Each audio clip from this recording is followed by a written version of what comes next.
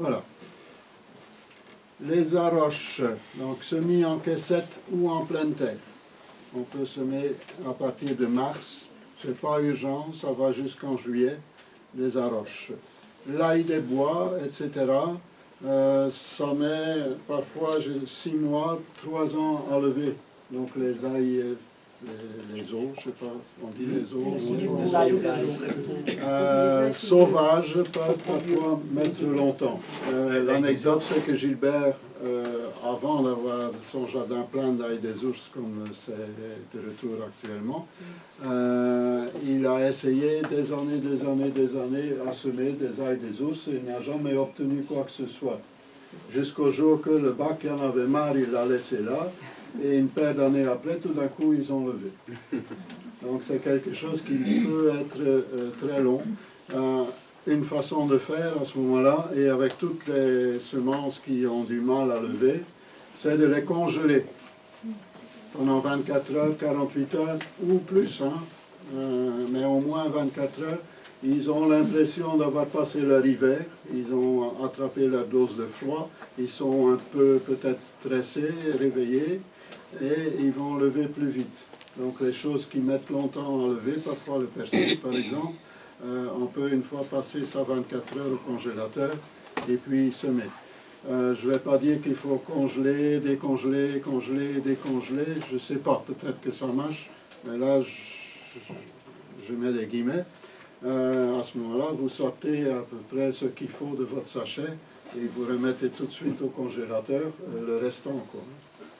On parle bien de semences, pas de cailleux. Oui, pas les pommes de terre. Parce que la question justement sur l'ail des ours, en fait, il se recèle tout seul. Ouais. Et donc, en ce moment, on voit il y a plein de petites pousses tout autour. Ouais. Est-ce qu'on peut reprendre ces petites pousses et puis les sûr. remettre, je dirais, il faut les remettre en... Ah oui. Tu reprends à pied complet. Ouais. Et après, vous n'allez plus savoir quoi en faire. Donc moi souvent, et le meilleur dans l'ail des ours, ce sont les fleurs à manger. Donc le meilleur, ce sont les fleurs. Si on mange les fleurs, on n'aura pas de semences. Donc ça va amoindrir la propagation dans le jardin. Parce que ça peut parfois, c'est pas une plaie. En dessous des arbres, c'est très bien, parce que tout ce qui est de la famille des ails, des poireaux, etc., aide les plantes à se protéger contre les maladies à champignons. Donc ici, dans le jardin, moi j'ai toujours dit que c'est la pharmacie du jardin. C'est l'ail des ours qui pousse ici partout, surtout pour les arbres fruitiers. C'est très intéressant. L'ail des ours a une très courte période de végétation. Donc elle est sortie maintenant. Moi ça fait déjà 1 mois qu'on en mange parce que j'ai une chaque année, je ne sais pas pourquoi, qui pousse plus vite que les autres. Donc ça fait déjà 1 mois qu'on en coupe dans la salade régulièrement ou dans la soupe. Et voilà. Mais à partir de fin mai, juin, ça disparaît complètement. Et beaucoup de gens viennent dire « Ah, mais je dois sûrement replanter pour l'année prochaine. » Non, ils vont revenir. Ce sont des bulbes qui sont dans le sol. On peut manger les bulbes. Mais bien sûr, si on mange les bulbes, ils ne vont plus repousser ceux-là. Mais bon, tout ça dépend combien qu'on en a. Si on en a à profusion, et il peut déjà avoir des bulbes parfois de cette taille-là. Donc c'est pas tout petit. Au départ, c'est tout petit. Les semis, vous allez voir une toute petite boule blanche. Et laissez-les un petit peu une année, s'ils ne gênent pas. L'année prochaine, ils seront déjà davantage déplaçables, si je peux dire ce mot-là. Je ne sais pas s'il existe. Mais bon, parce qu'avec mon accent flamand, il faut parfois mettre un peu de sel et du poivre. Et les bulbes se divisent aussi, ils se multiplient comme ça aussi. Donc il n'y a pas que les graines. Donc ça s'étouffe, quoi, un peu comme les échalotes. Et l'ail, même l'ail qu'on laisse dehors, qu'on ne récolte pas, fonctionne de la même façon. Donc il se multiplie, la choque devient un peu plus grande. C'est lent, mais un peu plus grande à la fois. Je dis ça parce que parfois on en met avec les fraisiers pour que les fraises ne soient pas trop vite malades, pour qu'ils aient un meilleur goût. Un goût d'ail, non. un goût de fraise. Et l'ail n'aura pas le goût de fraise non plus. hein, mais ils auront un meilleur goût et ils vont être un petit peu protégés contre les maladies de pourriture, quoi, hein, de champignons. Ce qui arrive avec l'ail éléphant, alors, si les gens connaissent. Donc ça fait des grosses têtes comme ça. On a quelques gros cailleux. Et en dessous, il y a des tout petits cailleux qui nous échappent souvent lorsqu'on les retire. Donc on se dit, tiens, je vais récolter tout l'ail éléphant. Et bon, je vais replanter ailleurs. Et l'année d'après, on voit qu'il y a toute une rangée à nouveau qui repousse. Et on se dit, tiens, pourtant j'ai cru avoir tout enlevé, ben non. Ce sont ces tout petits cailleux qui repoussent, qui vont peut-être pas donner tout de suite des grosses têtes la même année, mais l'année d'après, oui. L'ail des éléphants, ça ressemble un peu à un poireau. Pour l'instant, ils sont déjà hauts comme ça. Donc maintenant, on coupe déjà, chaque fois qu'on fait une salade, je coupe déjà une grande feuille et on cisèle avec des fines herbes chinoises, donc celles à feuilles plates. On met déjà dans les laitues, hein, dans les salades, quoi. Voilà. Et ça donne vraiment un goût. C'est fort intéressant. Mais après, quand on a fait la salade et qu'on a des fleurs d'ail des ours, on coupe les petites fleurs et on met au-dessus, comme ça, c'est déjà joli. Mais en plus, c'est très bon. Quand on fait une soupe, au lieu de cuire les fleurs dans la soupe, quand la soupe elle est prête, quand elle est servie dans le bol ou dans l'assiette, on parsème avec des petites fleurs qui vont flotter au-dessus. C'est très joli. Ça va vraiment étonner vos convives s'ils n'ont jamais vu ça. Et c'est très beau. Et ça empêche aussi la prolifération par les semis. Et c'est bon pour la grippe, hein? C'est bon un peu pour tout. Hein. Donc c'est bon pour les maladies à champignons des plantes et pour nous aussi. C'est intéressant. Pour le sang, pour purifier le sang, etc. Même pour les poules, les lapins, les chèvres, etc. C'est un vermifuge pour les poules. Hein. Donc quand c'est la période des ailes des ours, comme j'en ai beaucoup, ben, presque tous les jours, ils ont une paire de poignets et les œufs n'ont pas un goût de... S'ils mangeraient que ça, c'est possible.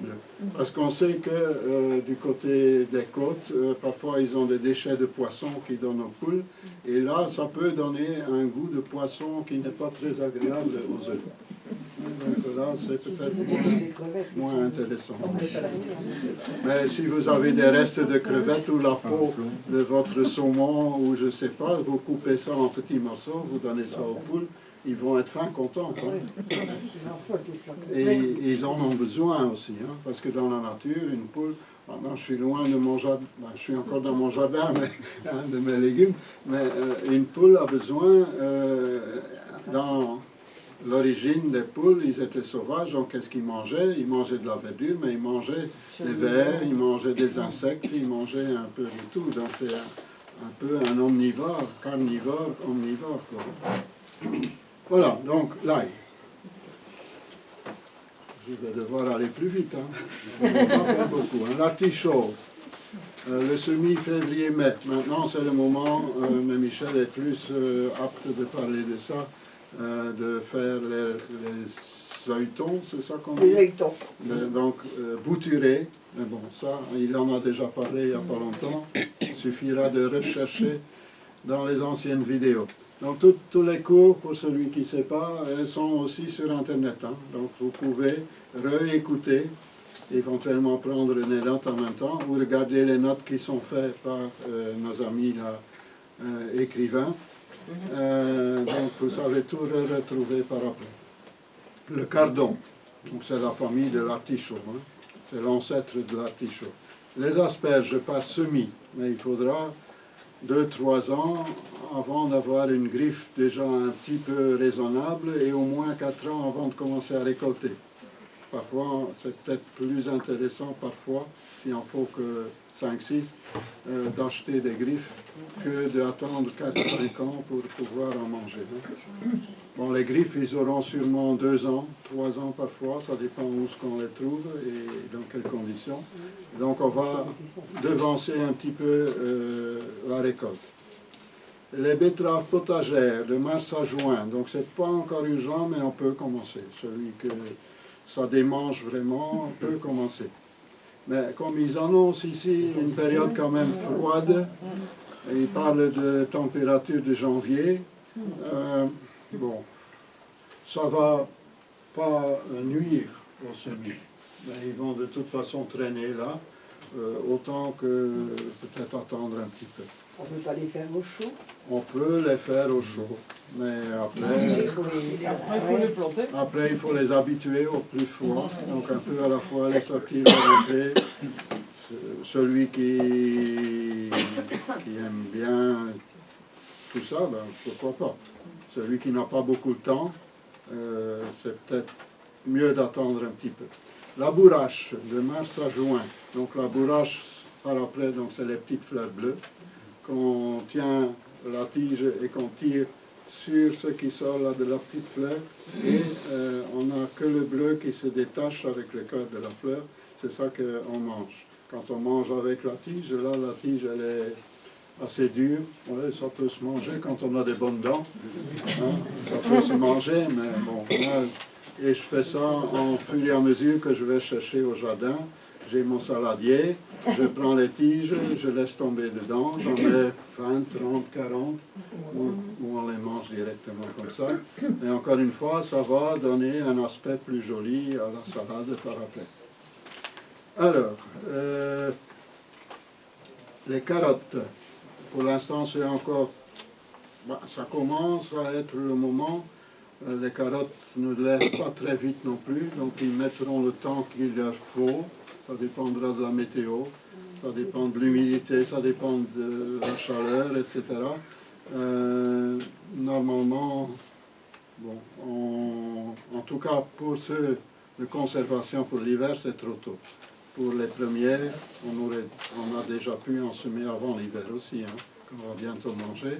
Mais maintenant, on met soit les courtes qui vont aller très vite, mais on n'a qu'une petite boule souvent. Ou les demi-longues, quoique moi je dirais que les longues, fin du mois, on peut commencer aussi, mais pas encore pour ceux pour conserver. La claytonne, pour prier d'hiver, d'avril à août, donc c'est encore un tout petit peu tôt. Le cerfeuil, de février à mi-septembre. Bon, c'est quand même peut-être un peu mieux de l'avoir un peu plus tôt, mais bon, donc maintenant on peut commencer et peut-être en semer plusieurs fois. Les choux.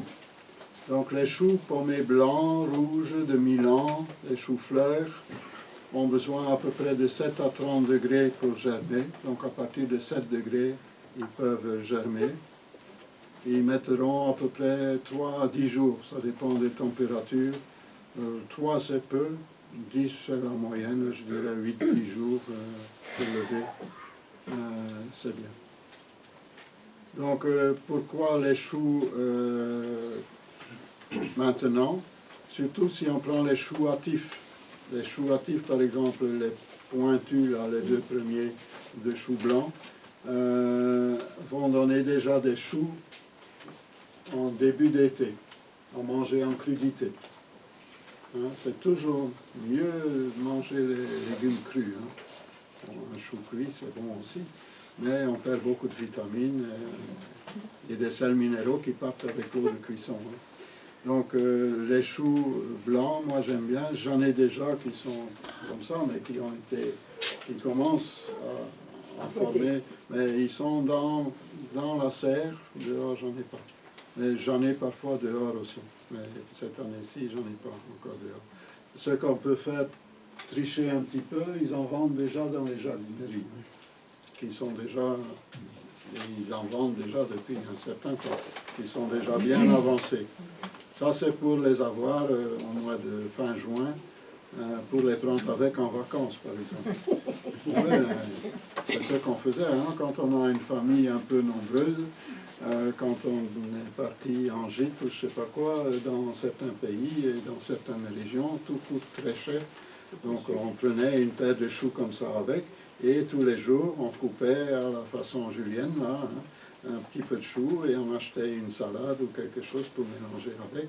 Et on était fin content d'avoir quelque chose d'au moins qu'on connaissait la provenance aussi. Et ça conserve bien. Et ça conserve très bien, donc on coupait à fur et à mesure, tous les jours un petit peu, et le reste retourne au frigo. Et pendant 3 semaines, ça peut conserver. Hein.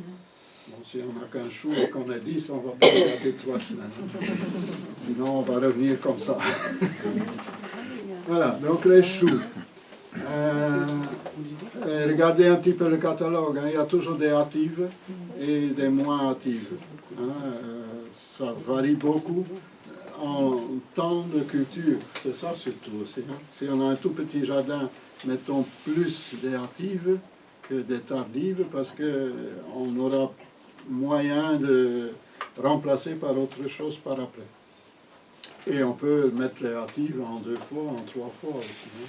Donc que ça s'échelonne pour les manger. Donc les choux navets, les choux raves de mars à juillet, on peut encore. Mais ça sera encore une fois pas celle qu'on va garder pour l'hiver. Hein. Ça c'est pour celui qui aime vraiment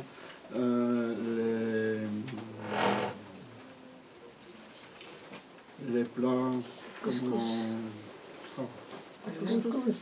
un genre de couscous, des choses comme ça. Oui. C'est ça qui donne le bon goût au couscous qu'on va manger au restaurant. Hein. Ce ne sont pas les navets, mais ce sont les choux, les rutabagas qu'on dit. Et les choux chinois, vous les semez Pas maintenant, au mois de juillet. Les quoi? Les choux chinois. Les choux chinois, ça c'est trop tôt. Ça a besoin de beaucoup de chaleur et de l'eau. Donc là c'est un petit peu difficile parce que la chaleur parfois on l'a bien, mais il faut suivre avec l'eau. Hein.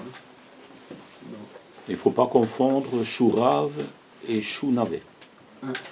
Donc le chou rave, c'est un bulbe qui pousse au-dessus du sol avec une petite touffe de verdure au-dessus.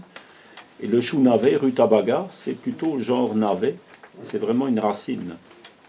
Et ça ne pousse pas de la même façon. Donc c'est pas le même goût.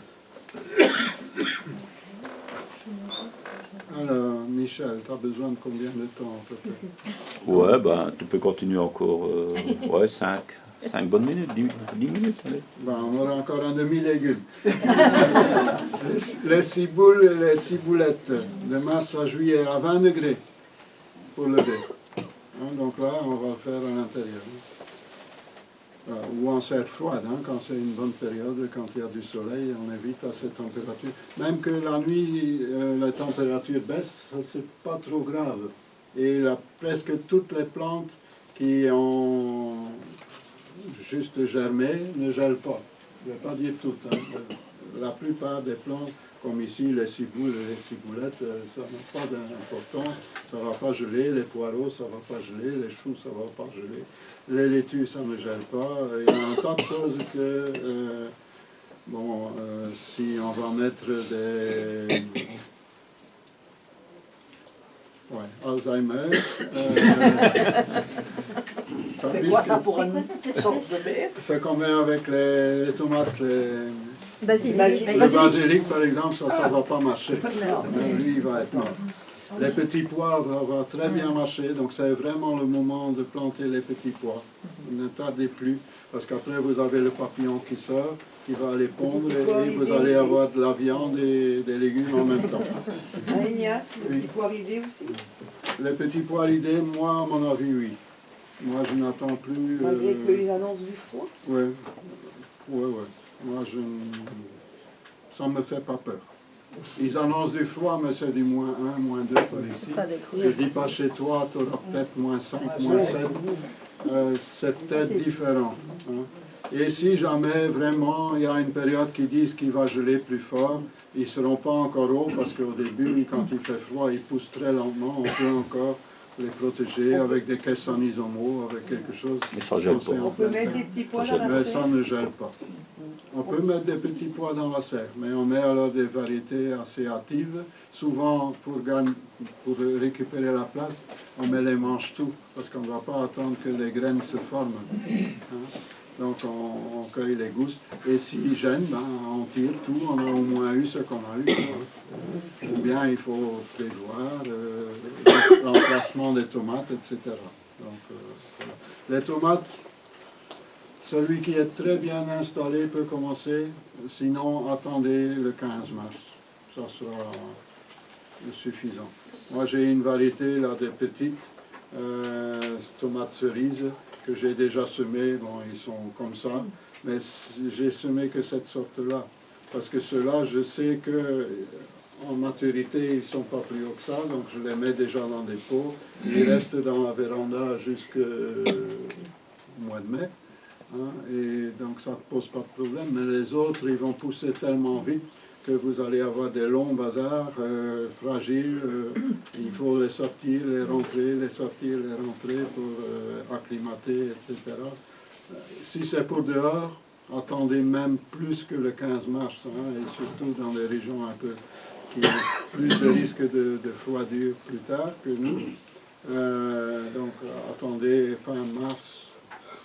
Avril, c'est déjà tard quand même. Non, sac de glace. 5 de glace, ça va pour toi? Oui, c'est tout intéressant. Et j'en ai jusqu'au mois de décembre. Dans Ah. la serre, évidemment, pour abriter des pluies. Ouais. Mais celui qui a une serre, qui est assez isolée, et attention, hein, dans les serres, il fait souvent aussi froid que dehors, parfois plus froid quand c'est une serre en plastique, et qu'il y a du vent, parce que le vent aspire l'air de la serre et ça refroidit parfois plus dans la serre que dehors. L'avantage de la serre, c'est qu'on n'a pas le vent qui rentre. Ça c'est le vent souvent qui tue les plantes. Hein. C'est ça qui, c'est pas nécessairement que la température, mais c'est le vent. Même pour nous, c'est piquant. Hein. Même Ouais, on dit que c'est parfois, il le fait- ressenti. Hein, le Ouais. ressenti. Mais les plantes le ressentent aussi, hein, Bien c'est des sûr. êtres vivants, donc voilà.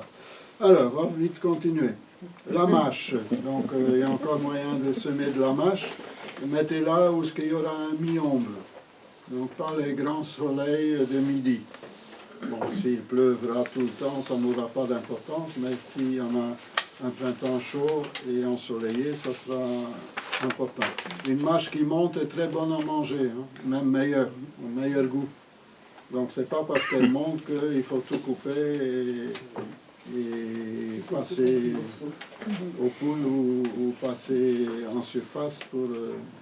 voilà. Les oignons de garde et hâtifs, de mars à avril. Donc les oignons, là on peut commencer. Hein. Ils mettront un certain temps aussi vis-à-vis de la chaleur qu'ils ont. Donc c'est 15 à 20 degrés en principe pour les oignons. Les panais, lui est délicat, hein, donc les semences doivent être fraîches. Quand elles ont 2 ans, elles ont déjà vraiment du mal à lever. 3 ans, c'est plus la peine. Donc là, il faut toujours des semences fraîches. Le persil met longtemps à lever, donc un petit peu au congélateur avant, à 20 degrés. Ça peut mettre 20 à 50 jours. Donc, moi j'en ai semé d'ailleurs que je désespérais et maintenant il lève, mais il y a longtemps. Hein.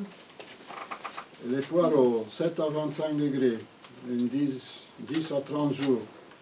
Donc, les poireaux pour l'été, ça sera en janvier, février, mars. Les autres, ça sera en mars à mai. Mais un poireau a souvent besoin d'une longue durée de culture. Donc, vous y prenez pas trop tard. Souvent, on achète des plants de poireaux et on les met après les pommes de terre. Si on enlève les pommes de terre début juin, ça va. Si on les enlève fin juin, début juillet, c'est un peu tard. Donc, il faut peut-être mieux ne pas nécessairement combiner, ou bien des variétés hâtives, mais qui ne vont pas résister l'hiver. Donc, il faudra manger avant les grands froids, s'il y en a. Les poirées, les roquettes, n'oubliez pas, ressemer régulièrement des roquettes. Il y a des roquettes vivaces aussi, ça il faut regarder dans le catalogue. Donc les pois, février à avril, il faut entre 8 et 24 degrés. Donc les 8 degrés, on les obtient assez facilement, ça met 15 à 30 jours. Mais si on a vraiment une bonne température en une semaine, ils sont à peu près là. Bon, j'ai montré la fois passée comment on les sème en petits pots. Les fèves, ouais, eux, il faut que 5 à 10 degrés, donc ça lève facilement. Les céleris, j'avais marqué l'année passée voir Michel, parce que ça, je n'ai pas recopié, parce que ça revient à chaque fois. Mais bon, je ne sais pas s'ils vont en parler. Donc le céleri vert, le céleri à couper, ça, ce n'est pas difficile du tout. Le céleri rave est entre les deux, je dirais, mais pour avoir un beau céleri rave, il faut qu'on ait une terre fort riche et quand même suivre avec de l'eau aussi. C'est pas évident toujours le céleri rave, pour en avoir des beaux gros. Hein. Donner au départ un tout petit peu de poudre de sang, ça peut éventuellement les booster. Et le céleri branche alors, celui-là a besoin de plus de chaleur. Et de l'humidité aussi, hein, de l'eau. Le plus facile, c'est celui à couper. L'inconvénient, c'est qu'il monte vite en graines, donc on l'a moins longtemps. On doit couper et couper les fleurs à montaison. C'est pas dit qu'il va continuer, mais il faut en ressemer une deuxième fois pour en avoir un peu plus tard. Et il se ressème tout seul après. Hein. Une fois qu'on en a eu, qu'on laisse, on va trouver par-ci, par-là, un plant qui va lever, qu'on peut à ce moment-là déterrer et aller planter à l'endroit qu'on veut. Donc les tomates, il faut entre 20 et 23 degrés. Et surtout de la lumière. Et ça c'est pour lever. Après on les mettra plus frais. 14 degrés, c'est très bien. Il ne faut pas que ça descende en dessous des 10 degrés la nuit. Donc il faut parfois voyager avec. Hein. Les courges fin avril, donc c'est trop tôt. Tout ce qui est trop tôt. Les haricots, aux premières petites gelées, ils sont morts. Donc c'est trop tôt. Le maïs, avril, en godet ou en mai dehors. Les navets, avril à mai. Les poirées, avril à juillet. Les pommes de terre, donc ça je trop vite, là. Comment? Ça va un peu vite. Oui. Quand il faut noter, je suis au navet. Donc attendre pour les courges, les haricots, le maïs, les navets, les poirées. Alors, c'est le moment des plantations d'oignons et échalotes. L'ail, c'est un peu tard. Les fraises remontantes, on peut encore planter. Donc celles qui vont produire 2 fois. Il y en a parfois qui enlèvent les premières fleurs et qui, quand c'est des jeunes plants comme ça, hein, pour que la plante devienne plus costaud, et alors ils mangent les fraises. Mais ça c'est dur quand même, de ne pas manger les premières. Ils mangent les fraises alors à la fin juillet, août, septembre, voire octobre. Il y a des petits conseils à la plantation des fraisiers? Oui, ben, toujours comme ils ont poussé, pas plus profond, pas plus haut. Ça c'est très important. Sachez aussi que le fraisier a ses racines à la surface. Donc quand vous allez biner, vous allez couper toutes les racines. Donc ça, ils ne vont pas du tout apprécier. Mettre un paillage, surtout pour l'été. Moi j'éviterais de mettre du plastique, sauf s'il est tissé et qu'après on rajoute encore une couche de paille. Parce que le plastique, surtout s'il est noir, va absorber la chaleur et le fraisier va cuire. Donc avec la paille qui est claire, à ce moment-là, on évite ça. On met surtout ça pour ne pas avoir trop de mauvaises herbes. Moi je dirais, s'il ne faut pas, ne mettez pas ces plastiques et ces bazars-là. Mettez, et d'après l'INRA en France, le meilleur paillage c'est de l'ancien terreau qui a été utilisé pour les semis auparavant, l'année d'avant ou je ne sais pas. Donc mettez une couche de terreau, vous pouvez mettre un peu de compost déjà décomposé et à la floraison seulement on va mettre la paille. Et ça c'est surtout pour que les fruits ne sont pas sales avec les pluies, et pour garder l'humidité. Donc il y a les deux. Et les limaces. Et pour garder les limaces. Ça c'est bon. Hein. Moi Bon j'aime sirop, des limaces. épinards. Ouais. Moi j'aime des épinards entre mes fraises. Ah ouais. Ouais. Mais quand elle est assez haute, ben, je le fauche, je le laisse sécher. Voilà. Je vais laisser la parole à Michel, sauf s'il y a vraiment une question très urgente qu'on ne sait pas attendre. Ça, c'est pas à vendre, hein, ce sont les miens. On ne sait jamais. Hein.